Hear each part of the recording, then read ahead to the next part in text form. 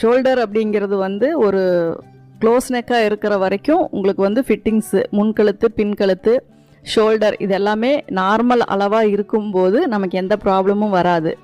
அதாவது front neck ஒரு 6 inch, back neck ஒரு 7 இன்ச்சு, ஷோல்டர் வந்து ஒரு 2.25 3 இன்ச்சு இந்த மாதிரி இருக்கும்போது உங்களுக்கு வந்து எந்த ஒரு பிரச்சனையும் வராது. அதாவது ஷோல்டர் ஃபால் வராது, நெக்கு லூஸ் ஆகுது அப்படிங்கிற பிரச்சனை வராது.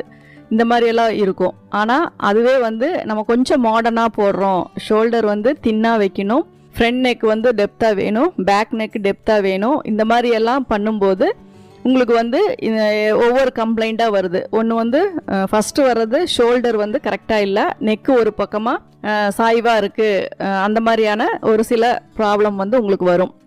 இதனோட ரீசன் என்ன அப்படின்னா, க்ளோஸ்டாக இருக்கும்போது உங்களுக்கு எல்லாமே டைட் ஃபிட்டிங்காக தெரியும். லூஸாக வரும்போது உங்களுக்கு துணி வெட்ட வெட்ட அதிகமான சைடில் கிளாத்து எல்லாம் எக்ஸஸாக இருக்குது